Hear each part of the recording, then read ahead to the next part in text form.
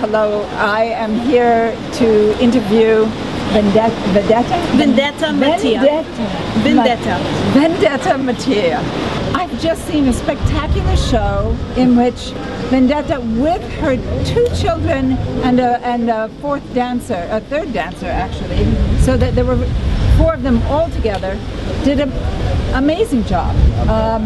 Dancing, acting,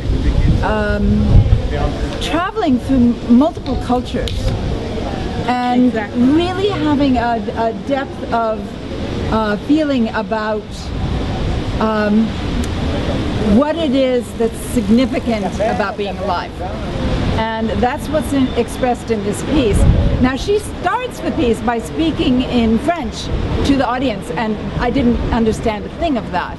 But everything else, everything that was spoken word, that was movement, I could get.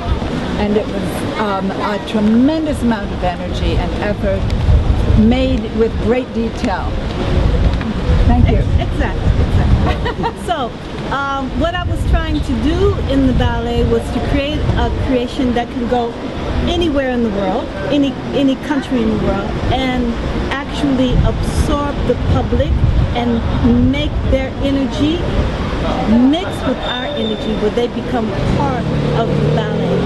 Because the dancers on stage feed from the people that are in the public, and how the public react to the ballet is how we dance. And there's an exchange there. I'm not looking to have a great ballet, and I'm not interested in greatness.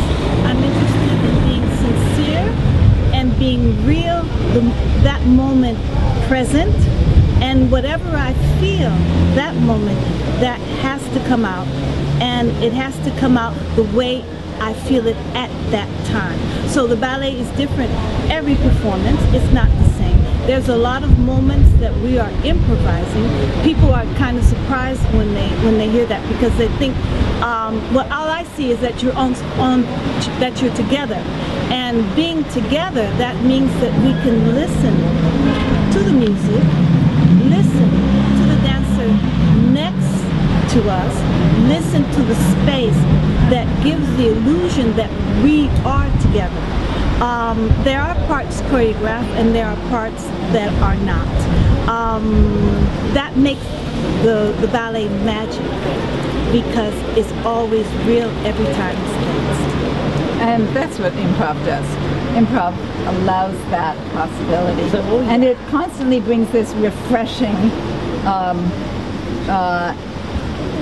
charge to the parts that are choreographed, that are preset, predetermined.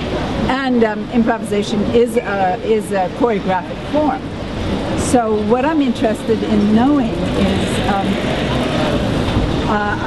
as an improviser, I could see that you were improvising in moments, because I held that question, but thought perhaps it was improvised because of the fullness of extension and brightness that you brought to it, which I love.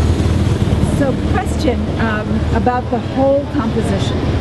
You started with a poem or a statement.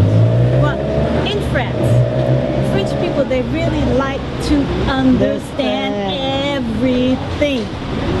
And I realized when I tour in France, it helps when I explain the reason behind the ballet, and then they can relax themselves and go into the story without analyzing and trying to figure out what they're looking at. Because I don't want them to go into their minds. I want them to go into their hearts, and I want them to feel this ballet was made for me. This ballet is talking about me. I know that feeling. Oh yeah, I've been there. And this is how I pull them into me. When I'm in the States, I don't have to do that. Boom, I just hit right on stage. I go right into it, and people are absorbed immediately, because they always want to be a part. Americans, they always want to be a part, and they don't ask to come inside of the game. Like French people, they're very polite. They wait until they get permission to participate. I remember when I first toured here in France, with the Walter Nix Dance Company, which is a jazz company. When we dance, there's always a reaction with the public. And with French people, they were very cool. And after,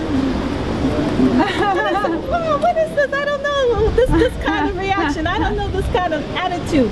But eventually, I understood everywhere I go in the world, the attitude is different. But the racine, the roots, the soul is the same everywhere I go.